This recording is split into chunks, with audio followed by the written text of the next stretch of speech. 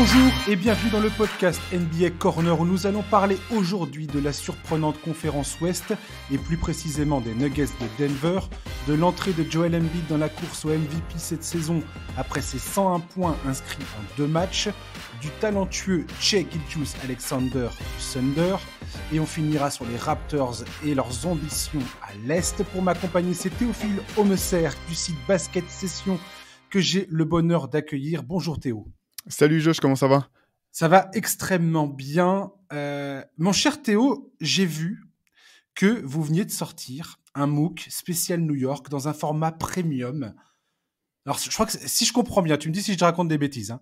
Ouais. C'était un MOOC qui existait déjà et auquel vous avez ajouté 120 pages de contenu inédit. Vous avez rameuté des gars comme Jack Monclar, Howard Beck. Je ne sais pas si eux, ils sont nouveaux ou pas. Ouais, alors voilà, pour tout expliquer, effectivement, c'est la réédition de notre MOOC numéro 4 spécial New York qui avait vraiment très bien marché, qui avait très vite été épuisé. Et ça faisait maintenant plus de 2 ans que il y avait de nombreux lecteurs qui nous demandaient si ça allait être édité un jour, etc. Ah ouais, Et, victime de ton succès en fait. et ben un petit peu, exactement. Tu vois, même si les Knicks marchent pas très bien, on avait peut-être Ouais. sous-estimé un petit peu leur fanbase. Et voilà, comme tu sais, nous, nos MOOC, ils sont en édition limitée. Donc l'idée, c'est pas de les rééditer à l'identique. Et donc voilà, on a fait ce qu'on appelle une édition premium où c'est effectivement on a réédité le MOOC d'origine, mais on a rajouté 120 pages comme tu le notais. Alors Jacques Monclar était déjà le rédacteur en chef exceptionnel de ce numéro à la base. On avait déjà eu Howard Beck, Bobito Garcia et Erwan Abotret comme consultants sur ce numéro, mais on a rajouté effectivement 120 pages de contenu vraiment exclusif, inédit en tout cas de notre part, pour aller encore plus loin. On a sorti des portraits de joueurs qu'on marqué comme je sais pas si tu te rappelles de quelqu'un comme Lloyd Daniels qui est passé brièvement Si. par le championnat de France et Limoges à la fin des années Il a 90. joué, il a joué aux Spurs aussi, il me semble. Exactement, et qui était une légende de la rue new-yorkaise et des lycées new-yorkais. Voilà, peut-être, tu sais, l'un de ces fameux Fallen Angels, ces joueurs promis à de grandes choses et qui pour plein de raisons, surtout dans son cas, problème de drogue, famille déconstruite, etc., qui n'ont pas pu aller au bout de leur potentiel. Mais voilà, on a rajouté en tout cas 120 nouvelles pages dans ce numéro et dans un format différent aussi du format d'origine. C'est-à-dire que là, c'est avec une couverture rigide. On a aussi fait appel à Yann Dallon qui avait signé la très belle illustration de cover avec Spike Lee avec son maillot de Patrick Ewing pour faire une cover alternative en fait. Donc il y a 2 éditions, vous pouvez choisir soit la réédition classique entre guillemets, soit une réédition avec une surcover supplémentaire avec 2 visuels originaux, un sur la front cover, enfin la couverture principale, et au dos on a rajouté Biggie pour les amoureux de hip-hop parce que New York forcément c'est pas que le basket, c'est vraiment la culture au sens très large et voilà. Et puis on a rajouté quelques goodies aussi dans cette édition avec une carte de collector un petit peu dans le style des cartes Upper Deck à l'époque, là aussi limitée, numérotée, enfin pas numérotée mais limitée en tout cas, et puis une planche de stickers avec des illustrations à l'effigie de New York. Ouais, quand on voit le boulot abattu dans cette édition, franchement, c'est hallucinant. Et ça m'étonne pas que les gens réclament le truc. Il y a rien qui va pas dans votre truc. C'est beau, l'information est top. Comme tu dis, on parle de sport et en même temps, on parle de culture. Il y a de tout. C'est extrêmement riche. C'est franchement encore bravo. Toujours. À chaque fois, je te dis ça, mais vous abattez un travail tellement excellent. C'est tellement bon d'avoir des mecs comme vous dans le Ah bon. business du fanat NBA, tu sais. C'est Non, mais vraiment top. merci beaucoup, ça franchement, Bah, de ça me touche rien. beaucoup. Et puis, c'est vrai que en toute honnêteté, moi-même, quand je l'ai eu entre les mains, j'étais aussi un petit peu bluffé, par le travail on travaille avec le même imprimeur, depuis, des années, qui fait un travail vraiment incroyable. Voilà, les métiers du livre, je sais que c'est des choses qui se perdent un petit peu, mais nous, on a forcément ça à cœur. Et puis, les graphistes avec lesquels on a la chance de travailler, c'est-à-dire que visuellement, il est, alors ça fait bizarre de parler de son propre produit de cette manière, mais il est vraiment abouti. Même moi, j'étais un peu bluffé par le travail qu'ont fait les graphistes et l'imprimeur sur ce numéro, donc on en est très fiers. Ouais. Ouais, vous avez de quoi. Et je voulais aussi souligner le fait que, alors, je sais pas à quel point c'est nouveau, mais j'ai vu que toi, avec vos collègues chez Basket Session, vous avez un petit podcast hebdomadaire désormais, un podcast hebdomadaire avec Shai Mamou et Antoine Pimel, que vous animez toutes les semaines. Ouais. Voilà, où vous parlez, pareil, de l'actu NBA, un peu comme on fait dans ce podcast. Vous parlez un petit peu de ce qui s'y passe et ainsi de suite. Un échange pareil, très riche en informations. Vous avez lancé ça quand ? Eh ben, ça fait un peu plus d'un an maintenant, voilà, c'est la deuxième saison qu'on entame là-dessus effectivement. Bah, on l'a Super. commencé le terme «petit podcast» me choque pas, hein, on grandit, petit à petit, l'idée voilà, c'était d'apporter un complément un petit peu de ce qu'on pouvait apporter, à la fois sur basketsession.com où là, bah, on est vraiment dans le traitement de l'actualité brute, 24 heures sur 24 ou 7 jours sur 7 ou pas loin et puis, le MOOC Rivers où là, pour le coup, on n'est pas dans l'actu, on est sur des sujets, décalés, on va au fond des choses, on fait des dossiers, des interviews un peu fleuves longues. Et l'idée, c'était de trouver un médium un petit peu intermédiaire pour faire de l'analyse, mais plus basé quand même sur un petit peu sur ce qui se passe dans l'actu, même si on s'interdit pas de faire des sujets plus intemporels. Et donc, c'est effectivement le podcast que j'anime avec Shai Mamou et Antoine Pimel chaque semaine sur les réseaux de Basket Session Rivers. Ceux qui veulent découvrir ce podcast pour le retrouver sur nos réseaux habituels. Mais merci en tout cas de le souligner. Ouais, ça commence à être intéressant. Ouais, on vous retrouve sur YouTube, sur toutes les plateformes podcast et tout ça, c'est cool. Et d'ailleurs, dans un des derniers numéros, il me semble, vous parlez de Portland et de Denver. Et c'est Absolument. ce dont on va parler tout de suite, c'est notre premier sujet du jour. Les Denver Nuggets qui pour moi sont potentiellement, alors je t'ai envoyé dans le sommaire, je t'ai envoyé le truc, j'ai appelé ça le monstre endormi de la conférence Ouest. Pourquoi je dis ça? On va expliquer tout ça. Quand je regarde le classement, mon cher Théo, de la conférence Ouest, je me demande si quelqu'un aurait pu dire au bout de 15 matchs, voilà à quoi ça va ressembler. T'as Portland qui est en première position. Qui mettait une pièce sur Portland dans le premier de la conférence Ouest? Pas moi en tout cas. Phoenix, ils sont là, finalistes 2021. À la limite, on peut comprendre, mais on peut peut-être en parler aussi. Pour moi, Phoenix, ils sont un peu en sur-régime. Ils ont commencé très fort sur un 6-1 et depuis, c'est un peu plus compliqué. Il y a Denver qui est en position numéro 3. Utah, qu'on ne présente plus. Hein, c'est vraiment l'une des plus grandes surprises de ce début de saison. Ensuite, il y a les Pelicans, les Grizzlies, les Mavericks. On ne va pas descendre toute la liste, mais voilà. Il y a quand même une conférence Ouest qui, aujourd'hui, se structure de façon assez surprenante. Au fin fond, on n'a pas parlé de ça encore, mais tu retrouves les Warriors et les Lakers. Alors, les Lakers, c'est peut-être moins surprenant, dirons-nous. Les Warriors, un peu plus. Même si je pense que tout ça, ça va remonter au bout d'un moment. Alors, première chose, Théo, la conférence Ouest, quel est ton premier regard sur ce début de saison à l'Ouest? Bah, oui, ce que tu dis, c'est très juste. Il y a quand même beaucoup plus de surprises que ce qu'on aurait pu imaginer. Alors, pour autant, parce qu'on va parler de Denver par la suite, pour moi, c'est pas une surprise de retrouver Denver très haut. C'était dans les équipes que moi, j'imaginais bien, Mmh. même potentiellement pouvoir finir première de la conférence Ouest dès le début de saison. La grosse surprise, bonne surprise, c'est Portland. Quand même, voilà, je pense que personne s'attendait vraiment à ce que cette équipe puisse fonctionner aussi bien et puis avoir l'air de pouvoir tenir aussi bien parce que je pense que le succès de Portland, il est pas surcoté. Je pense pas forcément qu'ils vont rester premiers de la conférence Ouest pour autant, mais c'est une équipe vraiment qui développe des choses très intéressantes et en même temps, j'ai l'impression que finalement ces équipes sont très haut parce que certaines autres qu'on imaginait plus haut ont complètement raté leur début de saison. Tu parlais des Lakers, alors c'est vrai que moi, je misais pas sur les Lakers, mais j'aurais pas non plus imaginé que leur début de saison serait aussi catastrophique. J'imaginais les Warriors, pas forcément très, très forts en saison régulière, dans le sens où je pensais qu'ils auraient le luxe de pas se prendre la tête sur la saison régulière, de permettre à leurs jeunes d'apprendre de leurs erreurs et cetera. Mais j'imaginais pas du tout qu'ils pourraient être dans les difficultés qu'ils rencontrent aujourd'hui. Et même une équipe comme Sacramento, qui est 8e à l'Ouest pour l'instant, qui est agréable à voir jouer, qui propose du jeu. Tu vois, j'aurais pas forcément misé sur cette équipe non plus pour venir se mêler directement dans la course aux playoffs dès le début de saison. Donc c'est voilà une hiérarchie très dure à lire. Je pense qu'effectivement, ce que tu disais tout à l'heure, il y a des choses qui devraient se lisser un petit peu sur la durée pour des raisons ou pour d'autres. Mais en tout cas, c'est vraiment la conférence surprise de ce début de saison. Oui, parce que toi, du côté de Portland comme du côté d'Utah, pourquoi c'était vraiment quasiment impossible de prévoir un tel début de saison? De mon point de vue, c'est que on part sur des effectifs qui sont quand même vachement remaniés. Utah, c'est clairement, eux, ils étaient ils ont vendu Rudy Gobert, ils ont vendu Donovan Mitchell, ils ont rameuté plein de pièces rapportées à droite à gauche, et ils en ont fait un espèce ils en ont fait une équipe. Pour moi, ces deux équipes, pour que ce soit Portland ou Utah, c'est vraiment, on doit saluer le travail du coaching staff dans ces deux clubs quelque part, parce que réussir à créer ce collectif dès l'entame, dès le coup d'envoi, ça tient quand même de la gageure, quoi. Portland, c'est pareil. Jeremy Grant qui se pointe, Shaedon Sharpe qui est un rookie qui tout de suite est efficace. Ils viennent de réintégrer Damian Lillard qui a quasiment pas joué la saison passée, Nurkic qui a été aussi blessé. Enfin, tout ça prend forme alors que tu te dis mais ça va leur demander du temps finalement de trouver quelque chose si jamais il y a quelque chose à trouver. Puis on pensait pas qu'ils étaient dans le business de on va gagner des matchs cette saison. Et c'est pas du tout ça qui se passe. Et c'est tant mieux parce que ça joue très très bien pour le coup.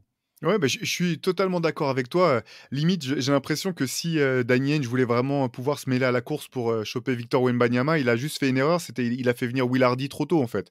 Parce que le travail du coach est vraiment, phénoménal, hein, quand même. Alors, c'est pas pour dire que les joueurs qu'Utah a récupérés sont de mauvais joueurs, c'est tous des joueurs qui avaient du talent ou du potentiel, mais on n'imaginait pas que la sauce pourrait prendre aussi vite parce que, Tout à finalement, fait. c'est des joueurs qui sont venus, dans le cadre d'échanges. Il y avait pas de logique de construction de collectif et même de complémentarité des joueurs. Tout Et à fait. ce que Will Hardy a réussi à faire parfaitement, c'est en faire une bonne équipe qui a plaisir à jouer ensemble, qui partage le ballon, rassemblés autour de Lauri Markkanen qui finalement réalise le potentiel qu'on lui prêtait à son arrivée en NBA. Et finalement, on avait l'impression qu'il stagnait à tel point qu'on se disait bon, peut-être qu'on s'est trompé sur le potentiel de ce joueur-là. Et du coup, ça cartonne. Même chose pour du côté de Portland, le travail de John C. Billups et de Roy Rogers, le spécialiste de la défense, voilà, du staff, phénoménal en Complètement. fait. Parce qu'en fait, ils ont fait le choix finalement de reconstruire autour de Damian Lillard en misant sur la jeunesse et des joueurs athlétiques. Et ça fonctionne. La défense de Portland est un régal, ce qui a toujours été vraiment le talon d'Achille de cette équipe pendant toutes les années où il y avait CJ McCollum dans le backcourt. Et voilà, je pense que le fait d'avoir réfléchi à tout ça, d'avoir parié sur les bons joueurs, Jeremy Grant, joueur idéal pour cette équipe, carrément des deux côtés du terrain. Aussi, je pense aussi que c'est plus facile finalement quand tu as un leader comme Damian Lillard, on peut peut-être en parler deux secondes, quoi, qui est Bien sûr. au-delà de ses qualités sur le terrain. Ce que je trouve fantastique avec ce joueur, c'est la capacité qu'il a. Alors, je disais l'autre fois là, qu'il y a un peu de mythe quand on dit les grandes stars rendent les autres meilleurs. Je sais pas, c'est pas forcément qu'il rend ses coéquipiers meilleurs, Damien Lillard, mais c'est qu'il leur laisse l'espace pour le faire. Et on a le sentiment, un petit peu comme Stephen Curry du côté des Warriors, qu'il n'y a rien qui le fait plus plaisir que aujourd'hui de voir son lieutenant ou d'autres joueurs qui sortent du banc cartonner. Ils ont misé sur Shaedon Sharpe. C'était un petit peu un pari. Au bout du compte, c'est pari gagnant. Vraiment, personne s'attendait à ce qu'il puisse être. On se disait, bon, ça va être sur le long terme. Ce joueur, il a quasiment pas joué à l'université. Il va lui falloir du temps. Au bout du compte, quand tu vois ce qu'il montre dès maintenant, tu te dis que Portland a réussi le coup parfait.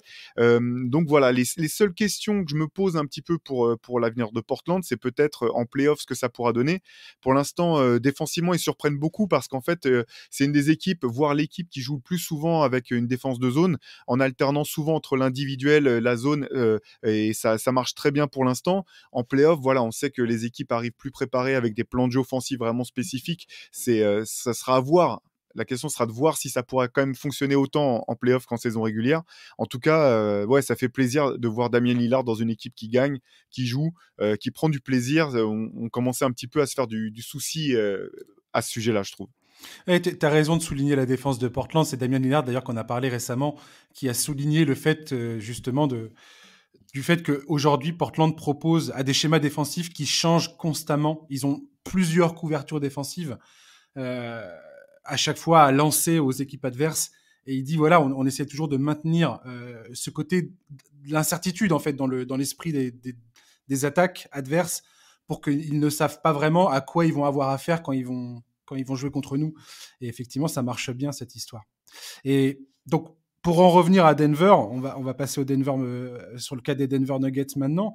Alors, là, il y a un petit coup dur pour Denver parce qu'il y a Nikola Jokic et Jamal Murray qui viennent de partir à l'isolation, protocole Covid, tout ça. Euh, Cependant, comme tu l'as dit tout à l'heure, je pense que les Nuggets, c'était peut-être l'équipe qui avait le plus... Enfin, j'allais dire de certitude. Oui et non, dans le sens où il y a une certaine continuité.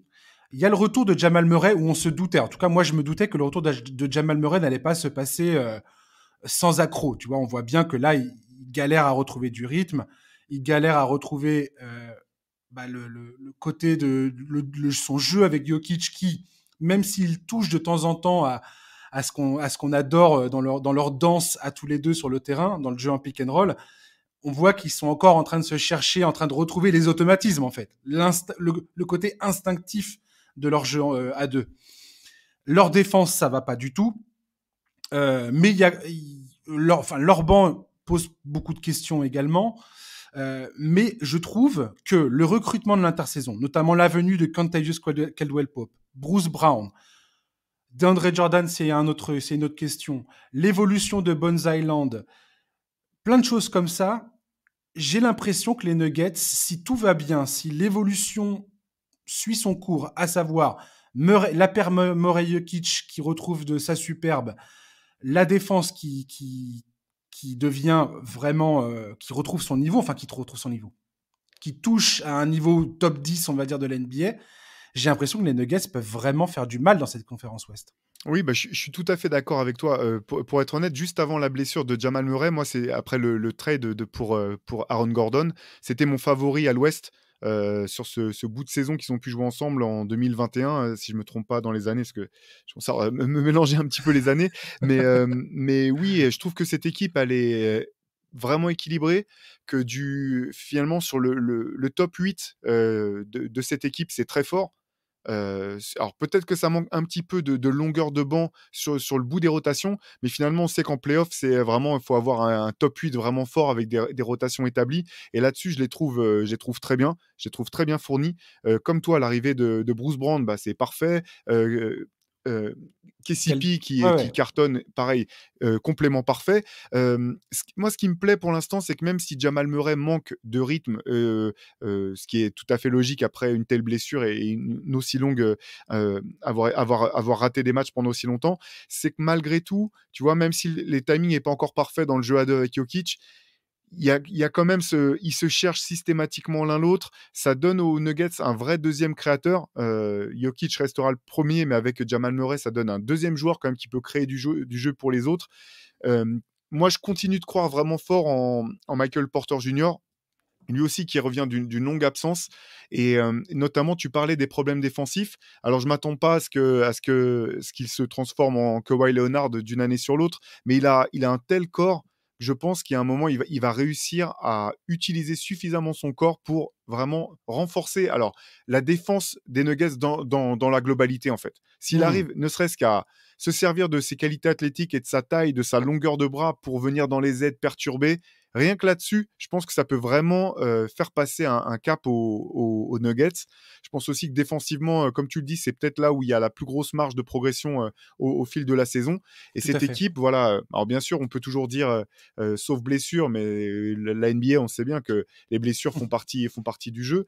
Mais en tout cas, je trouve que c'est une équipe très solide qui a montré par le passé qu'elle avait des ressources mentales aussi et qu'elle ne se laisserait pas déstabiliser face à des équipes plus fortes ou plus armées, qu'il faudrait battre cette équipe, qu'elle se tirerait pas une balle dans le pied. Et donc moi je pense qu'effectivement c'est une équipe qui peut créer la surprise entre guillemets, avant tout parce que voilà, du poste 1, enfin du joueur 1, Jokic jusqu'au 8e, je trouve ça très fort. Ouais, j'ai appelé Flo du compte Nuggets France Twitter pour parler justement des Nuggets en préparation de cette émission. Et quand on a parlé, lui et moi, on a remarqué une chose, c'est Jokic, à quel point il est aujourd'hui en train de...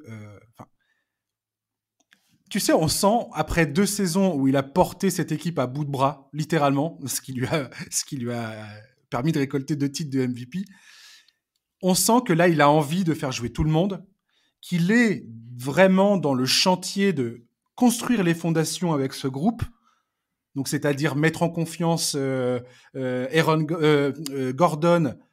faire revenir Jamal Murray, faire comprendre à KCP et à Bruce Brown que si ça coupe, ils vont avoir la balle, continuer à construire avec Jeff Green. Tu sens qu'il est vraiment dans son rôle de franchise player actuellement. Il a fait un match récemment, il a pris 4 tirs. Le mec a pris 4 tirs. C'est complètement hallucinant quand tu penses que le gars est double MVP. Et si tu regardes les stats avancées aujourd'hui, Jokic est pratiquement devant tout le monde, encore une fois. Selon le site 538, il est, en termes de stats avancées, en termes d'efficacité, il est 2e meilleur joueur de toute la ligue en attaque, 3e meilleur joueur de toute la ligue en défense. Il est le premier en termes de ratio attaque-défense. 4e dans le Player Efficiency Rating de ESPN troisième en box plus minus de Basketball Reference et il est premier en defensive box plus minus de Basketball Reference aussi. Ce mec est un ovni. Je n'ai jamais vu un mec comme lui. Bref, Michael Porter Jr., il est à plus de 7 tentatives à 3 points par match. Il tourne à plus de 46% aujourd'hui au tir. Offensivement, cette équipe, si jamais ils arrivent à avoir une défense, mais même top 15, et s'ils arrivent à concrétiser leur puissance offensive, sachant que Jokic, tu peux pas le prendre, tu peux pas faire de prise à deux sur lui. On sait très bien qu'il a vu toutes les défenses et que les défenses peuvent rien faire contre lui, que ça soit en attaque posée, que ça soit n'importe. Jokic te démontrera une défense quoi qu'il arrive. Et il est clutch en plus, le pire. Là, c'est le fanboy qui parle un peu. Oui, c'est vrai. J'avoue. C'est normal. Mais non, mais en même temps, j'ai l'impression de dire la vérité. Enfin, je veux dire, ce sont des faits, point barre, quoi. Effectivement, comme tu dis, Michael Porter Jr., défensivement, il y a vraiment quelque chose à aller chercher et il a envie, en plus, d'y parvenir. Je pense vraiment que cette équipe, aujourd'hui, c'est peut-être la plus à même, avec peut-être les Grizzlies, à prendre le lead de la conférence Ouest aujourd'hui. Définitivement. Non, mais écoute, je partage ton avis sur Jokic. Ce qui est incroyable, c'est que voilà, il est à 20 points, presque 9 rebonds, 9 passes, et tu vois qu'il est à 20 points parce qu'il choisit d'être à 20 points, en fait. Mais oui. Il fait le minimum qui est nécessaire pour. Et tu as totalement raison quand tu dis qu'il voilà, il a envie de faire briller les autres, de faire. Parce qu'il a cette intelligence de. Il a cette intelligence de jeu, en fait, tout simplement, de comprendre que de toute façon, on ne peut pas gagner tout seul, que c'est plus simple pour lui si d'autres participent au chantier et qu'en play-off, là, les choses seront peut-être un peu différentes, mais qu'il faut arriver fort à ce moment-là. Finalement, l'an dernier, je pense que sa saison était vraiment folle parce que pour le coup, l'an dernier, personne n'aurait misé sur le fait que les Nuggets puissent aller aussi loin sans Jamal Murray et sans Michael Porter Jr. La saison qu'il a réalisée l'an dernier, elle est juste absurde, en fait. Quand on voit les... Vas-y, pardon. Non, mais tu sais qu'il a 5 tirs en moyenne de moins par match cette saison que l'année passée. Ouais. Et l'année d'avant. 5 tirs en moyenne par match de moins cette saison. Tu te rends compte ? Ouais. L'effort mais réel qu'il met pour créer, enfin pour laisser l'espace aux autres, quoi. Ouais, mais et puis ce que tu disais tout à l'heure sur les prises à deux, tu as tout à fait raison. On en parlait pas mal, tu sais. Notre dernier MOOC avant celui qu'on vient de sortir, c'était sur le playmaking. Et donc, voilà, on parlait de l'évolution de ce facteur de jeu. Et c'est vrai que si tu regardes des joueurs comme Jokic, LeBron ou Luka Doncic, des joueurs qui ont une telle qualité de passe, une telle compréhension du jeu et qui sont aussi grands que ces trois-là, tu peux pas faire de prise à deux. Ils vont trouver systématiquement le joueur ouvert à côté d'eux. Et en fait, la solution du succès pour ces trois-là, en fait, c'est si tu arrives à les entourer de mecs qui peuvent mettre des paniers de loin, tu peux créer une top attaque chaque année, en fait. C'est vraiment... la recette est simple, finalement. Et avec Jokic, on sait qu'il est aussi... Enfin, tu vois, c'est là où c'est le bénéfice de ces 2 saisons qui viennent de se passer, même si ça a été douloureux, je pense, pour les Nuggets, parce qu'ils n'avaient pas leur équipe au complet et que c'était chiant, quoi. Mais ce qui est bien, c'est que Jokic, ça lui a permis... Est-ce que c'était déjà là ? Oui, probablement, mais en tout cas, ça lui a permis de se tester en tant que point focal d'une attaque. On sait que Jokic est capable de prendre les choses en main et de prendre ses responsabilités si besoin. Ça, on le sait, c'est bon, c'est acté. Maintenant, il faut construire le collectif. Autre chose que je voulais te soumettre, et après on va passer à l'autre sujet, c'est Jamal Murray. Quand je vois Donovan Mitchell à Cleveland aujourd'hui, qui est en train de tout exploser, qui est dans la conversation du MVP, et ça va être notre sujet avec Joel Embiid tout de suite après. Mais quand je vois ça, je repense à la bulle. Je repense à ce duel, ce premier tour entre Utah et Denver. À quel point on était là en train de se dire, mais Donovan Mitchell et Jamal Murray, c'est l'avenir de la NBA. Ces deux gars-là sont en train d'exploser, en train de nous péter des matchs à 50 points en play-off. C'est taré. Et quelque part, dans ce duel, Jamal Murray était sorti devant. Alors, oui, le basket est un sport collectif. J'ai bien conscience de ce que je suis en train de dire en parlant de ces deux joueurs. Mais, restez avec moi jusqu'au bout. Ce que je suis en train de dire, c'est que Jamal Murray, j'ai hâte, et ça va être une de mes plus grandes attentions pour cette saison, j'ai hâte de voir s'il va être capable de retoucher à ce potentiel qu'il nous a démontré dans la bulle. Et j'ai tellement envie que ce soit le cas, tu peux pas imaginer, parce que quand je vois Donovan Mitchell qui s'éclate à Cleveland, j'espère vraiment qu'on aura l'opportunité de voir Jamal Murray retourner dans cet état de forme et continuer ce qu'il était en train de construire à ce moment-là, avant sa blessure.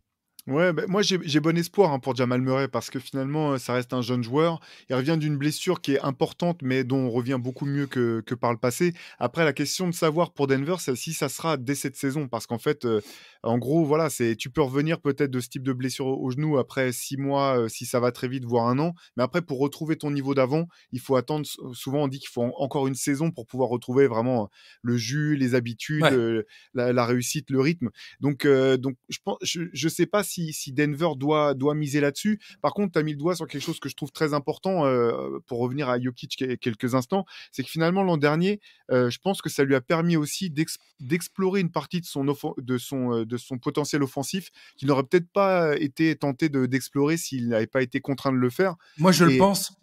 et ouais, et voilà, et on a même, enfin, nous, on a découvert, mais peut-être que lui a découvert aussi, des ressources, enfin, tu sais, des turnarounds sur un pied, une adresse à 3 points, qui a pas de sens, des shoots sortis, venus de nulle part, et ça, c'est intéressant aussi, je pense, pour la suite, pour Denver, c'est que ça permet même si on sait que lui, il aime passer avant tout, je pense qu'il a aussi réalisé qu'il avait ce vrai potentiel à pouvoir, comme tu le disais tout à l'heure, être clutch, à tuer un match s'il le fallait, offensivement notamment, et ça ne peut qu'aider Denver pour la suite. Ouais, j'en suis persuadé. Et franchement, quand tu vois là, quand on a vu sa capacité à écraser un match, on sait très bien qu'en fin de match, si tu as envie d'avoir 2 points, tu files la balle à Jokic, quoi. C'est Ouais, ouais, c'est ça. c'est ce genre de joueur. Et il n'y a pas beaucoup de joueurs comme ça, en vérité.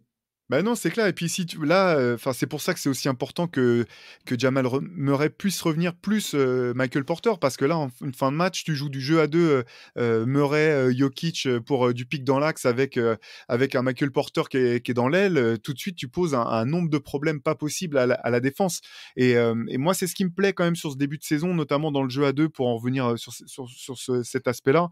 C'est, ils sont parfaits l'un pour l'autre. On sent qu'ils ont ce plaisir à jouer ensemble. Jamal Murray, tous les pics, c'est assez agréable de voir. Tu faisais la comparaison avec Donovan Mitchell tout à l'heure. Quand il joue le pick and roll, c'est pas du tout la même chose, hein. Tu vois, Jamal Murray, il a toujours l'œil sur le grand pour voir s'il peut lui donner la balle. Alors quand c'est Jokic, c'est parfait. Mais même dernier match contre les Knicks perdu, là, il y a quand même des fois, il arrive à trouver DeAndre Jordan. Enfin, tu sais, il a vraiment cette capacité à être fort scoreur, mais moi, j'aime beaucoup aussi ses qualités de création Bien et sûr. son envie dans la création notamment. Je te dis, je prie vraiment pour qu'on retrouve Jamal Murray parce que Jamal Murray, c'est vraiment bah, c'est un joueur plaisir, quoi. Il y a pas à tortiller. Et son duo avec Jokic, quand c'était en pleine bourre, enfin, pendant la bulle et après la bulle, pour moi, c'est des symphonies basketballistiques, tu vois. C'est pour ça que je suis fan, tout Ouais, ouais, simplement. non, non, c'est chouette, et puis bah, là aussi, enfin, on va pas développer, mais Mike Malone fait un taf fantastique avec cette équipe. Ouais, défensivement, il y a des gros soucis à régler pour l'instant. La défense du cercle, elle est pas très bonne. J'ai bon espoir qu'avec tout ce personnel-là, ils vont réussir à trouver les solutions. Avec Aaron Gordon, tout ça, je pense que ça va bien se passer. Donc on verra ça, on va suivre ça en tout cas. Et puis bah, voilà, je croise les doigts pour l'ami Jamal. On va parler de Joel Embiid, qui vient de mettre un pied dans la porte dans la course au MVP après avoir planté 101 points en 2 matchs joués en back-to-back. Le premier à Atlanta où il a planté 42 points, le deuxième face à Utah où il a planté 59 points, 11 rebonds, 8 passes, 7 contre, une interception. Euh, chose qu'il faut souligner, c'est que les Sixers ont eu besoin de chacun de ces 26 points et de ces 5 contres dans le quatrième quart-temps pour s'imposer à domicile face à Utah. Certes, sans James Harden, mais quand même, pour moi, ça souligne la qualité d'Utah. Voilà pourquoi je voulais dire ça. Dans la course au MVP actuellement, il y a des sérieux clients. Il y a Giannis Antetokounmpo, clairement, Luka Doncic, Jason Tatum, Donovan Mitchell ou encore Ja Morant. Il y a tout un tas de gars qui sont cités largement avant Joel Embiid. Joel Embiid a terminé second la saison passée et la saison d'avant. Donc il a perdu face à Nikola Jokic. Perdu. Nikola Jokic était à ce point formidable qu'il l'a eu. Je suis désolé pour les fans de Joel Embiid. Je sais que beaucoup étaient très énervés. Je pense véritablement qu'après les 2 matchs qu'on vient de voir, Joel Embiid va clairement revenir dans cette course au MVP.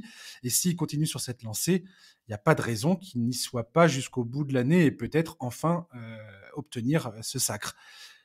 Mon cher Théophile, Joel Embiid, sur les derniers matchs là qu'il a joué,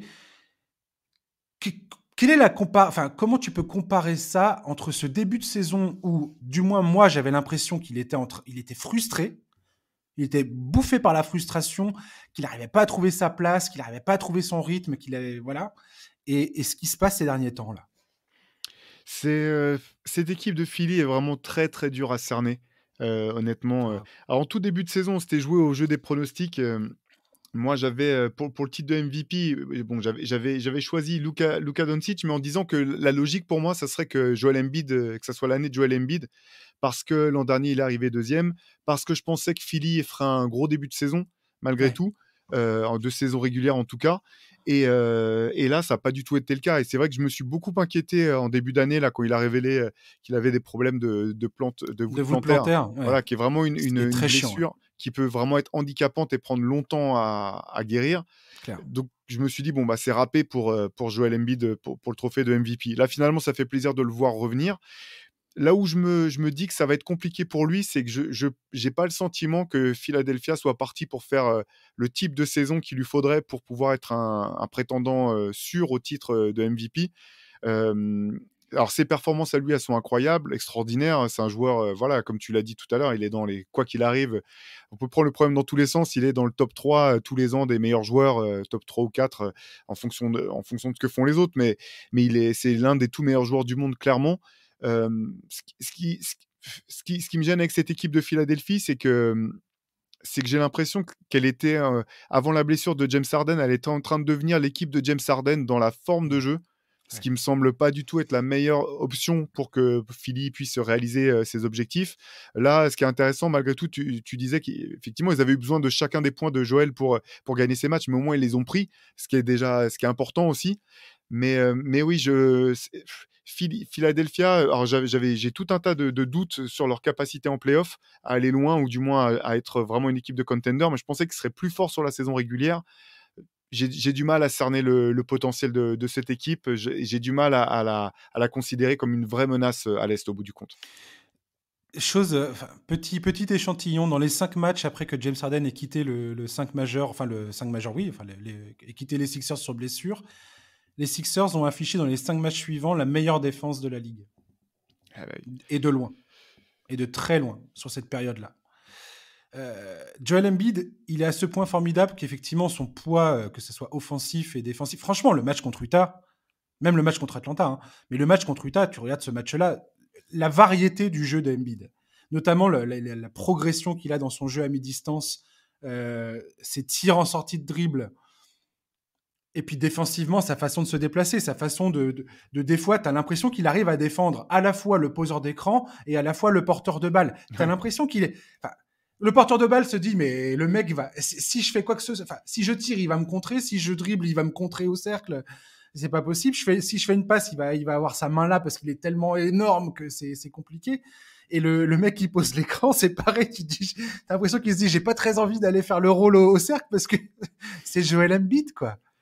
Ce que tu dis là, je le ressens tout à fait aussi. Au début de saison, ce qui m'a beaucoup dérangé, c'est le fait de me dire, mais en fait, cette équipe est en train de tourner autour du jeu de James Harden parce que James Harden a un jeu qui est tel que c'est comme ça que ça doit se passer. En fait, il bouffe un peu l'âme de l'équipe. Je sais pas comment dire ça sans paraître méchant envers James Harden, mais voilà, c'est du dribble et de l'iso, quoi. Et je pénètre et j'essaie de provoquer la faute. Et Joel Embiid provoque beaucoup de fautes aussi, mais c'est très différent. Et quand tu vois le jeu actuel proposé par les Sixers sans James Harden, pour moi, c'est très différent. Alors, je pose la question maintenant, Théo. Est-ce que c'est un problème de coaching dans ces cas-là ou est-ce que c'est un problème de personnel? C'est-à-dire que le match entre Embiid et Harden ne fonctionne pas et a peu de chances de fonctionner. Ouais, pour moi, alors ça va faire, c'est pas que je botte en touche, mais je pense que c'est les 2 à la fois, en fait. Je Ouais. suis vraiment pas le plus grand fan de Doc Rivers, c'est un bon coach, clairement. Par contre, quand Philadelphie a changé de coach, pour moi, Doc Rivers, ça pouvait pas être la solution. À l'époque, il y avait encore Ben Simmons et la question, c'était comment trouver une forme de jeu qui permette aux 2 stars de tirer le maximum de leur potentiel. Et moi, alors c'est mon point de vue, mais je vois pas Doc Rivers comme un fort tacticien. c'est un meneur d'hommes, c'est un leader d'hommes. Mais finalement, quand on regarde les équipes qu'il a eues sous la main, il a eu des équipes avec énormément de talent. Il a gagné un titre, certes, avec les Celtics, c'est pas donné à tout le monde, mais derrière, il y a eu quand même pas mal d'équipes qui se sont foirées alors qu'elles avaient vraiment du talent à ne plus savoir qu'en faire. Et l'autre problème pour James Harden, c'est que finalement, on retrouve souvent, on finit souvent par retrouver sa vraie nature et qu'il a fait les efforts quand il est arrivé à Brooklyn, pardon, pour revenir sur son passage au Nets. Il a vraiment fait les efforts de changer de jeu. Je pensais pas qu'il en était capable. Le peu de moments où ils ont pu jouer avec leurs 3 stars, les Nets, c'était incroyable, en grande partie parce que James Harden avait fait les efforts de changer son style de jeu. Tout à Il l'a fait. fait un petit peu en arrivant l'an dernier à Philadelphie. Sur le jeu à 2, l'an dernier, ils étaient incroyables d'efficacité, James Harden et Joel Embiid en saison régulière, en tout cas sur le jeu en pick and roll. Le problème là, c'est que si tu veux jouer avec Joel Embiid en attaque, tu peux pas jouer vite. Donc, si tu veux avoir un rythme, correct, qui te permette vraiment de rester fort, il faut que tu puisses alterner des moments où tu vas jouer avec Joel Embiid, attendre qu'il arrive, et d'autres moments où tu vas pousser le jeu en misant sur Tyrese Maxey. Le problème, c'est que là, soit tu joues avec Joel Embiid, soit tu joues avec James Harden, qui de toute façon va pas pousser la balle. Et les Sixers, ils jouent beaucoup trop lentement pour pouvoir espérer aller loin, d'autant que, comme tu le notais tout à l'heure, défensivement, quand ils ont Tyrese Maxey et James Harden sur le terrain, c'est très très dur de tenir la baraque en défense. Et donc pour moi, il y a ce double problème de personnalité et de coaching. Oui, complètement. Et d'ailleurs, Doug Rivers essaye de partager les minutes entre Joel Embiid et James Harden. C'est-à-dire que quand Joel Embiid n'est pas sur le terrain, il essaye de tout miser, on va dire. Enfin, c'est un peu caricatural ce que je vais dire, mais en résumé, c'est quand Joel Embiid n'est pas là, on essaie de miser surtout sur la puissance offensive, ou de dominer une équipe offensivement et essayer de limiter la casse en défense. Et quand Joel Embiid est sur le terrain sans James Harden, et c'est l'inverse, c'est plus miser sur le fait que défensivement, tu vas être extrêmement solide. Et puis offensivement, après, laisser Joel Embiid faire son truc. Moi, ce que je trouve, effectivement, comme tu le dis, le jeu en pick and roll entre Harden et Embiid l'an dernier était dévastateur. Quand tu voyais les stats, tu te dis, mais ces gars-là sont absolument inarrêtables quand ils jouent ce jeu-là. Et au début de saison, à contrario, moi, j'ai senti que, en fait, moi, j'ai pas pu m'empêcher, c'est mon sentiment, je dis pas que c'est la réalité. J'ai pas pu m'empêcher de regarder Joel Embiid en me disant, c'est pas possible de faire de Joel Embiid un Clint Capella plus. Tu vois? C'est Ouais. pas possible, en fait. C'est absurde d'avoir un mec aussi talentueux dans ton équipe et de le faire jouer comme s'il était Capella, quoi, aux Rockets. Et pour moi, il y a un truc qui colle pas en fait dans cette histoire. Et effectivement, Doug Rivers, c'est pas un des plus grands stratèges. Moi, j'ai toujours trouvé très bon ce coach quand il avait des équipes moyennes ou médiocres pour essayer de galvaniser un groupe et essayer de les emmener loin. Référence aux Clippers de l'époque. Complètement. Mais dès qu'il est un peu à part les Celtics en 2008, une fois qu'il est dans un poste où il a vraiment des superstars et qu'il faut vraiment rentrer dans les détails d'une stratégie et être très fin dans un truc, voilà, une analyse très fine du jeu, là, c'est plus compliqué déjà, quoi. Et je sais Ouais, pas si c'est l'homme de la situation pour cette équipe et pour ces deux joueurs. Mouais, bon après, je vais passer vraiment pour un hater, mais non, moi j'y crois pas. Et il se trouve que je suis pas fan effectivement de Doc Rivers, notamment les dernières années, là où il y a quand même plusieurs équipes vraiment qui sont pas allées au bout de leur potentiel. Et je suis pas non plus le plus grand fan de James Harden. Alors le James Harden passe son prime, enfin, une fois son prime passé, mais qui reste un petit peu sur ses acquis, et j'ai du mal à voir comment tu peux construire une équipe qui peut gagner vraiment. Heu c'est extrêmement compliqué la situation dans laquelle se retrouve Philadelphie, parce que je me demande combien de temps, si ça n'évolue pas, combien de temps Joel Embiid va avoir envie de rester dans cette équipe, tout simplement. On sait que la mode pour les stars, c'est de partir au bout d'un moment si elles ont l'impression que ça stagne. Là, le GM, enfin le président des opérations basket, euh, Daryl Morey, bon, qui a un très bon GM, qui a montré par le passé qu'il était capable de créer des équipes et d'aller chercher du talent, mais parfois, je me demande dans quel point il est encore dans la lucidité par rapport aux capacités, aux qualités de James Harden. Et je sais pas, je vois pas d'issue vraiment favorable aux Sixers à court terme en restant comme ça. Ouais, ouais, tu vois, tu parlais de Tyrese Maxey, c'est pareil. Tyrese Maxey, j'ai l'impression que quand James Harden est sur le terrain, James Harden est à ce point inévitable balle en main que ça freine Tyrese Maxey, quoi. Tu vois bien que c'est pas du tout le même joueur. Et encore, Tyrese Maxey, c'est un joueur qui est bien plus capable de jouer sans la balle dans les mains que James Harden. James Harden, quand il n'a pas la balle dans les mains, personnellement, il faut encore que je puisse voir un jour ce joueur proposer quelque chose quand il n'a pas la balle dans les mains. Autre chose que j'attends et puis je regarde.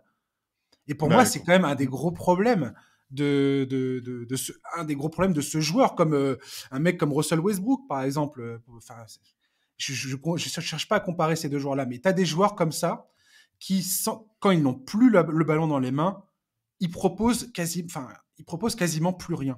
mais je suis totalement d'accord avec toi sur cette comparaison avec Russell Westbrook, pour lequel c'est un joueur que j'ai beaucoup apprécié par ailleurs.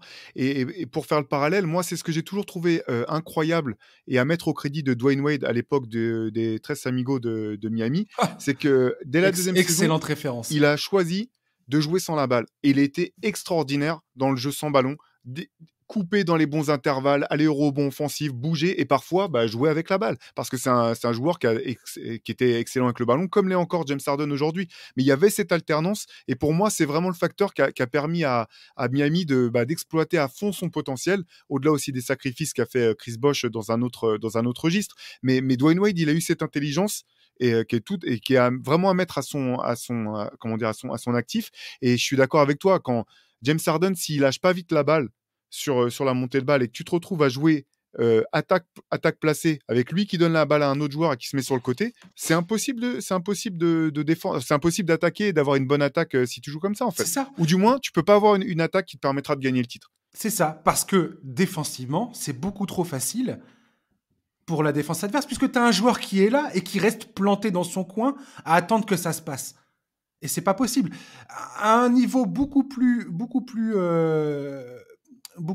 comment dirais-je, beaucoup moindre en termes de hiérarchie des puissances NBA, mais qui je trouve, parce que j'en ai parlé il y a récemment dans un podcast, j'ai parlé des Pacers d'Indiana et d'une interview qu'ont donné Tyrese Haliburton et Benedict Mathurin, qui disent tous les deux que ce qu'ils appréciaient chez l'un comme chez l'autre, c'est qu'ils pouvaient donner la balle à l'autre pour créer du jeu ou le laisser jouer son jeu, et ils appréciaient l'un et l'autre que chacun était bon sans avoir besoin d'avoir la balle dans les mains. Que quand ils n'avaient pas la balle dans les mains, ils savaient quoi faire, ils savaient couper, ils savaient proposer d'autres choses, proposer des solutions, aller poser des écrans à l'opposé.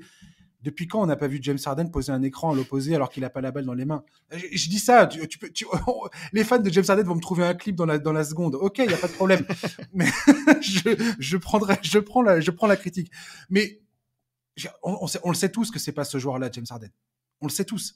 Et pour moi, voilà, c'est ce que tu viens de dire. Ça crée trop de problèmes, le fait qu'il soit comme ça, en fait. Et avec un mec comme Joel Embiid, comme tu viens de dire, c'est deux joueurs qui jouent quand même sur attaque posée, où c'est assez lent, où ils ont besoin de se de se placer, machin, tout ça. Tu peux pas rester là comme un épouvantail à regarder l'action, quoi. Ouais, pas c'est ça, possible. surtout que ça aurait peut-être été possible si c'était le James Harden des années MVP de Houston, mais là, et encore, je dis vraiment pas que c'est un mauvais joueur ou que c'est pas un fort joueur, mais je pense il est plus à ce niveau-là, quoi qu'il arrive.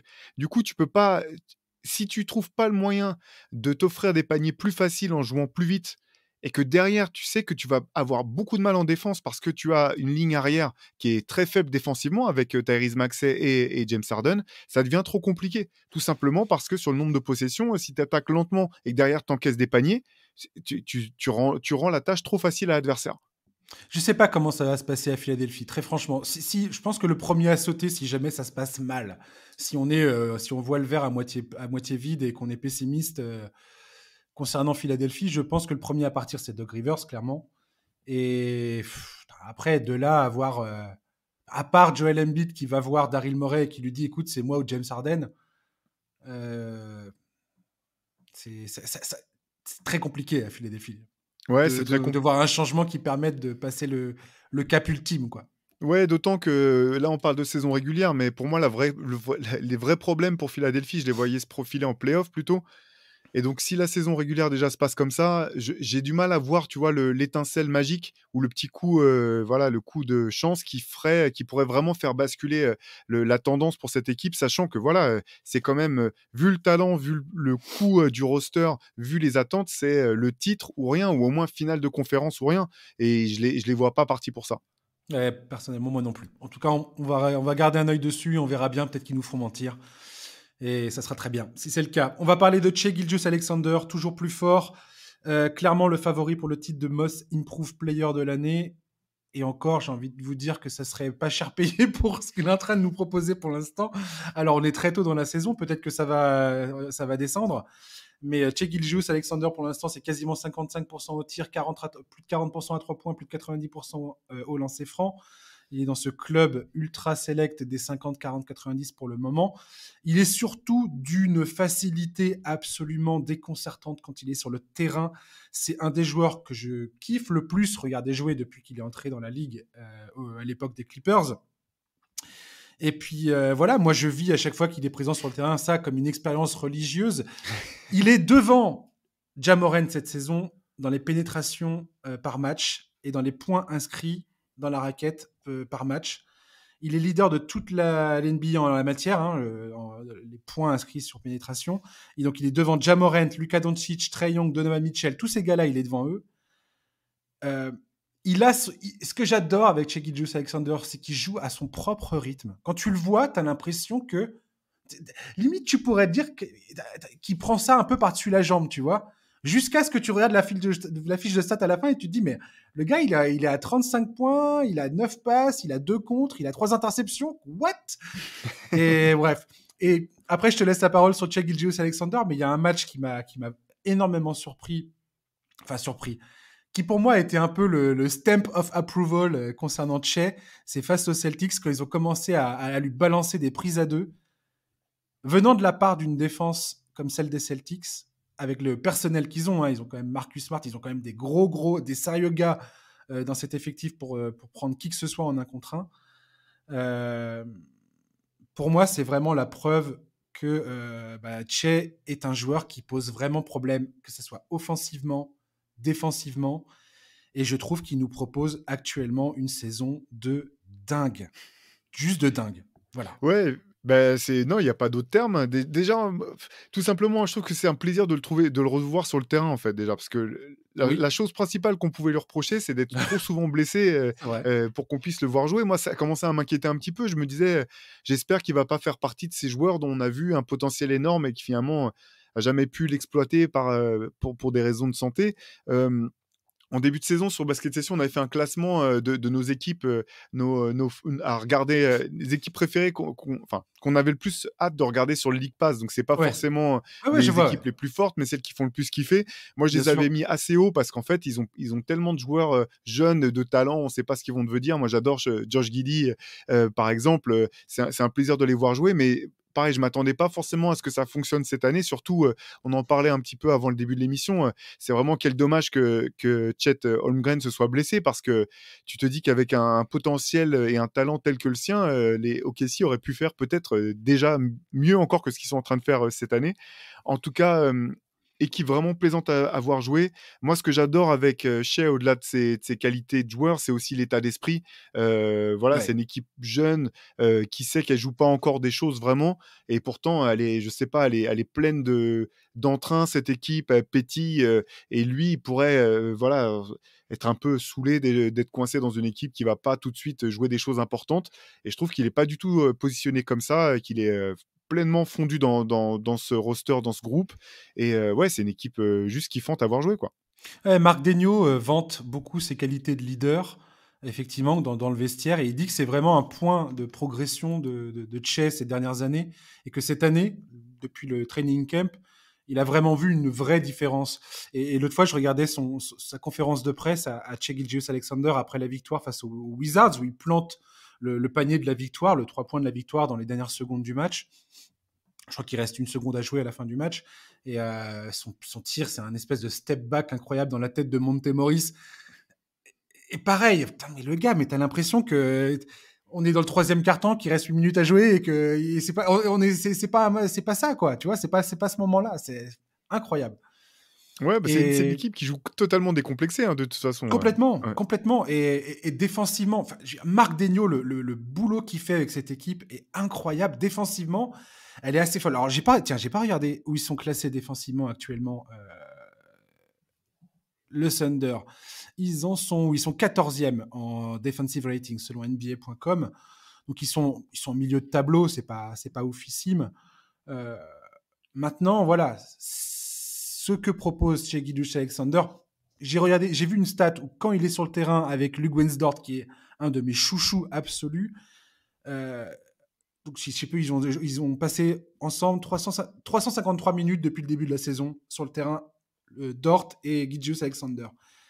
Ils sont au coude à coude avec la meilleure défense de la ligue quand ces deux gars-là sont sur le terrain. Il y a vraiment un potentiel de dingue du côté du Thunder. Comme tu dis, ils jouent totalement décomplexés. Il y a un effectif assez incroyable. Robinson Earl, le Jay Williams, Pokuševski qui montre des belles choses. Treman, Josh Giddey qui était excellent. Mike Muscala, Kenrich Williams. J'adore cette équipe. Et Gilgeous-Alexander, franchement, techniquement, ce qu'il propose sur un terrain est assez fou. Une autre stat dont on a parlé tout à l'heure quand on était en off, toi et moi, et qui je trouve assez amusant, c'est un des 6 joueurs de l'histoire à tourner à plus de 25 points par match en tentant moins de 3 tirs à 3 points. Il rejoint un club dont lequel fait partie DeMar DeRozan, Zion Williamson, Dwayne Wade, et Allen Iverson et Kobe Bryant.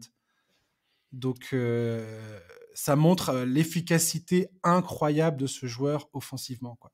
Ouais, et puis ce qui est intéressant, enfin, OKC, on a l'impression qu'ils détiennent la moitié des prochains pics de toute la ligue avec tous les trades qu'ils ont C'est mis le en cas. place. Ce qui fait que le jour où ils voudront aller chercher un vétéran aguerri pour accompagner ce groupe en gestation, une fois qu'ils auront trouvé voilà, sur quel jeune ils voulaient garder, sur lesquels miser et qu'ils voudront passer un cap, ils pourront le faire quasiment instantanément. Là, c'est vrai que pour l'instant, là, je disais tout à l'heure qu'ils jouaient avec beaucoup d'insouciance, cette équipe, c'est aussi parce qu'ils ont zéro pression. Il y a pas de pression. Tu gagnes, tu perds, peu importe. Là, ils gagnent plutôt, donc c'est chouette pour eux. Mais enfin, ils gagnent des matchs, alors que je pensais pas qu'ils en gagneraient autant cette année. Mais la question, voilà, quelque part, faut qu'ils profitent aussi de maintenant, parce que maintenant c'est l'insouciance, maintenant ils peuvent jouer comme ils le veulent, mais il y a un moment quand même où OKC devra essayer de passer à la vitesse supérieure et de se servir voilà, de cette reconstruction pour nourrir un peu de vraies ambitions pour aller plus loin. Là, ça sera forcément un autre type de pression. En tout cas, en attendant, eux, ils boudent pas leur plaisir et puis bah, nous non plus.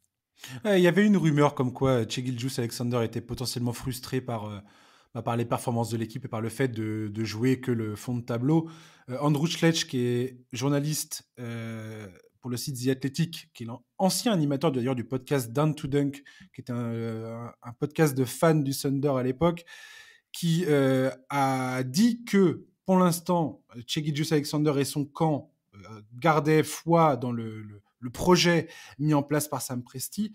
Effectivement, on va voir comment cette saison évolue.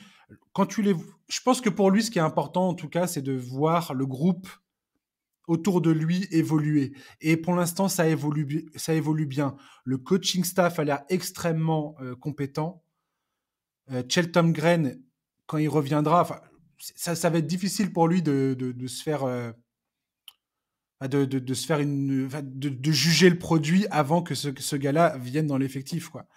Et on verra ce qu'ils feront à la prochaine draft. Et ils ont un potentiel de transfert incroyable. C'est-à-dire que Sam Presti, demain, a envie de récupérer un joueur solide, potentiellement une autre superstar. Ça, c'est un peu plus compliqué, mais pourquoi pas.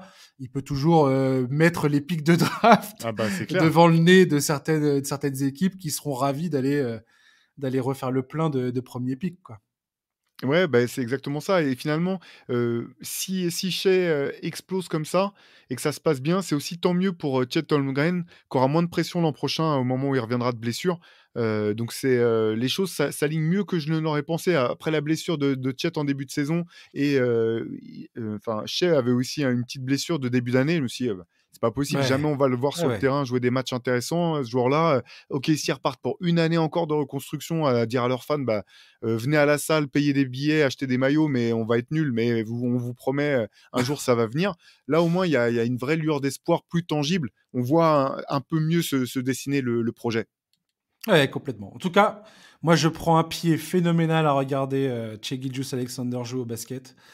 Et je conseille, chers auditeurs, je vous conseille à tous d'aller jeter un œil de temps en temps quand il y a des bons matchs. Le dernier match face aux Wizards là, était vraiment extraordinaire. Je crois qu'il joue contre les Grizzlies vendredi, là, enfin ce week-end.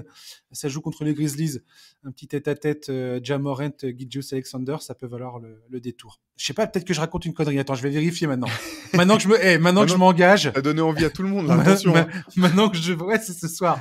C'est cette nuit à 2h du mat face à Memphis. Donc voilà, à regarder, je pense. On va terminer rapidement. Je voulais faire un petit clin d'œil aux Raptors. Alors pourquoi je voulais parler des Raptors, hein?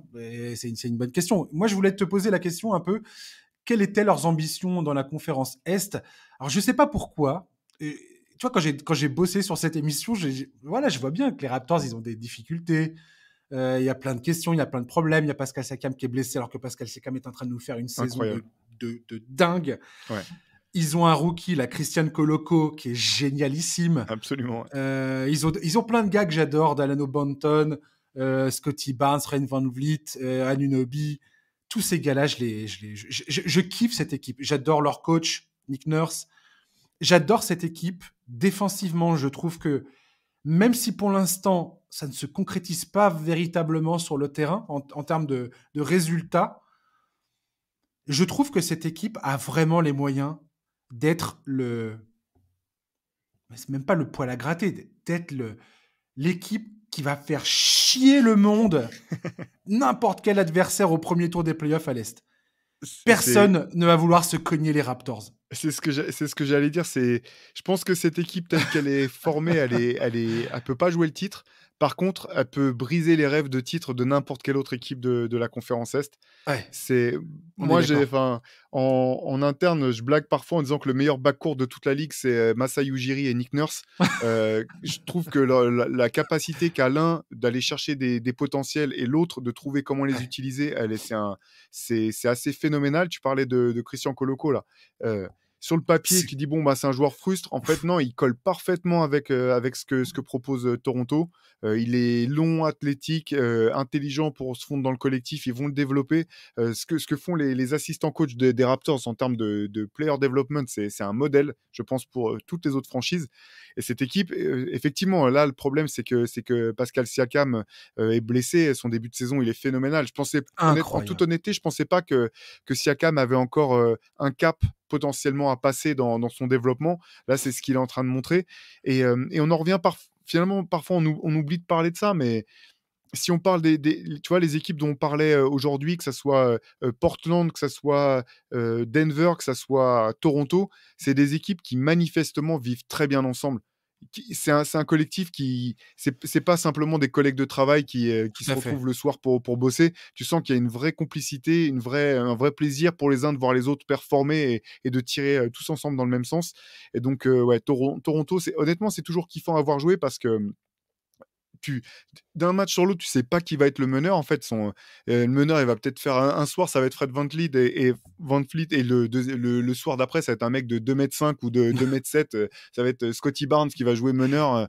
Mais dans tous les cas, ils vont créer du jeu. Dans tous les cas, ils vont défendre dur. Ils vont tenter des coups en défense en te sortant des défenses que tu n'as pas vues, genre boîte +2, boîte +1, passage en zone, etc. C'est l'équipe, comme tu l'as dit, c'est l'équipe que personne ne voudra croiser en play-off. Et alors, on est encore loin de la